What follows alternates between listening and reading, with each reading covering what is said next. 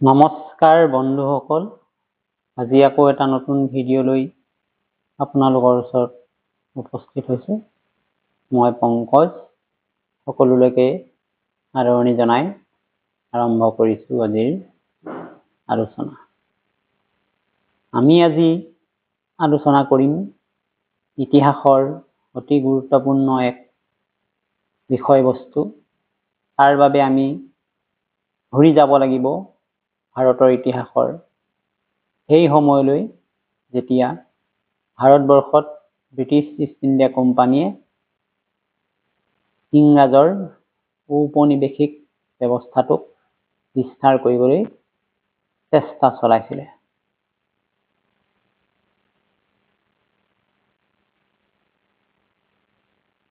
গতিকে ভাৰতৰ এই ঔপনিৱেশিক ইষ্ট ইণ্ডিয়া কোম্পানীৰ শাসনৰ ভেটি স্থাপন কৰাৰ ক্ষেত্ৰত ব্ৰিটিছ ইষ্ট ইণ্ডিয়া কোম্পানীৰ এজন বিশেষ ব্যক্তি ৰবাৰ্ট ক্লাইভৰ কি ভূমিকা আছিলে, তেওঁৰ গুৰুত্ব কি আছিলে, বলকচোন আমি আৰম্ভ কৰোঁ আজিৰ এই বিশেষ আলোচনা। ৰবাৰ্ট ক্লাইভৰ ভূমিকা। ৰবাৰ্ট ক্লাইভ আছিল এজন সাধাৰণ ইষ্ট ইণ্ডিয়া কোম্পানীৰ কৰ্মচাৰী, কিন্তু নিজৰ বিচক্ষণতা, চতুৰতা আৰু কূটনৈতিক দক্ষতাৰ জৰিয়তে অতি কম সময়ৰ ভিতৰতে ভাৰতত কোম্পানীৰ শাসন আৰু ইয়াৰ ভেটি সুদৃঢ় কৰি তুলিবলৈ তেওঁ সক্ষম হৈছিল। গতিকে কিদৰে ৰবাৰ্ট ক্লাইভেনো ভাৰতত ব্ৰিটিছ ইষ্ট ইণ্ডিয়া কোম্পানীৰ ভেটি সুদৃঢ় কৰিবলৈ চেষ্টা কৰিছিল, তেওঁৰ ৰণকৌশল কি আছিল, আমি চাওঁ। ইয়াৰ গভীৰলৈ গৈ প্ৰথমেই আমি উল্লেখ কৰিব লাগিব যে ভাৰতত নিজৰ আধিপত্য বিস্তাৰৰ কাৰণে একে সময়তে কেইবাটাও বিদেশী শক্তিয়ে প্ৰতিযোগিতা চলাই আছিল। গতিকে এই বিদেশী শক্তিৰ প্ৰতি ৰবাৰ্ট ক্লাইভে এক বিশেষ ধৰণৰ দৃষ্টিভংগী গ্ৰহণ কৰিছিল।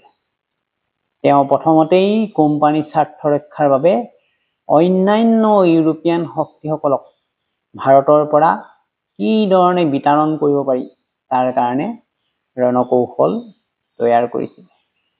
সেয়েহে তেওঁ কি কৰিলে, দেশীয় যিমান ৰজা আছিলে সেই দেশীয় ৰজাসকলৰ সৈতে মিত্ৰতা কৰিছিলে বা তেওঁলোকক মিত্ৰতাৰ পাশত আবদ্ধ কৰি তেওঁলোকৰ সহায়ত বিদেশী অন্যান্য শক্তিবিলাকৰ সৈতে মোকাবিলা কৰাৰ পথ মুকলি কৰিছিলে আৰু ইয়াৰ যোগেদি কোম্পানীৰ ৰাজনৈতিক ভেটি মজবুত কৰিছিলে। ৰবাৰ্ট ক্লাইভৰ সময়ৰ আটাইতকৈ গুৰুত্বপূৰ্ণ বিষয়টো আছিলে পলাচী যুদ্ধ। 1757 খ্ৰীষ্টাব্দৰ এই পলাচী যুদ্ধত ৰবাৰ্ট ক্লাইভৰ ব্ৰিটিছ শাসনৰ যি ভেটি গঢ়াৰ প্ৰথম চেষ্টা চলিছিল, তেওঁ ইয়াৰ সম্পূৰ্ণৰূপে সফল হৈছিল। এই যুঁজত তেওঁ বংগৰ নবাব চিৰাজউদ্দৌলাক কূটনৈতিক প্ৰতাৰণাৰে পৰাস্ত কৰি কোম্পানীৰ বাবে বংগ বিহাৰ উৰিষ্যাত শাসনৰ পথ মুকলি কৰাৰ কথাটো আমি ইতিহাসত পাইছোঁ। একে সময়তে তেওঁ এলাহাবাদ চুক্তিৰ যোগেদি 1765 খ্ৰীষ্টাব্দত কোম্পানীৰ বিষয়ববীয়াসকলৰ অধিকাৰ অধিক সুদৃঢ় কৰিছিল। বিশেষকৈ মোগল সম্ৰাট শ্বাহ আলমৰ পৰা তেওঁ এলাহাবাদ চুক্তিৰ যোগেদি বংগ বিহাৰ উৰিষ্যাৰ দেৱানী অধিকাৰ লাভ কৰে, অৰ্থাৎ আয় সংগ্ৰহৰ অধিকাৰ লাভ কৰিলে। এই চুক্তিয়ে একে সময়তে দ্বৈত শাসন ব্যৱস্থা আৰম্ভ কৰে, য'ত নবাব কেৱল নামমাত্ৰ শাসক হৈ ৰল, প্ৰকৃত ক্ষমতাটো আচলতে কোম্পানীৰ হাতলৈ গৈছিল।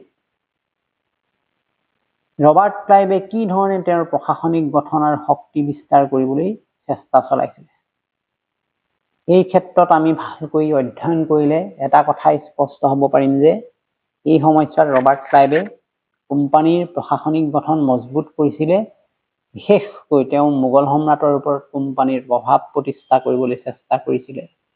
কলিকতা, বোম্বাই, মাদ্ৰাজক কোম্পানীৰ প্ৰধান বাণিজ্য কেন্দ্ৰৰ লগতে শাসন কেন্দ্ৰ হিচাপে গঢ়ি তুলিবলৈ সক্ষম হৈছিল। ৰবাৰ্ট ক্লাইভৰ পিছত তেওঁৰ ভেটিকে গুৰুত্ব আৰোপ কৰি ৱাৰেন হেষ্টিংছে কোম্পানীৰ শক্তি বৃদ্ধি কৰাত নিজকে আত্মনিয়োগ কৰিবলৈ সুবিধা পাইছিলে। বিশেষকৈ 1773 চনৰ নিয়ন্ত্ৰণকাৰী আইন, 1784 চনৰ পিটছ ইণ্ডিয়া এক্টৰ জৰিয়তে ব্ৰিটিছ চৰকাৰে কোম্পানীৰ ওপৰত নিয়ন্ত্ৰণ ৰাখিবলৈ আৰম্ভ কৰে।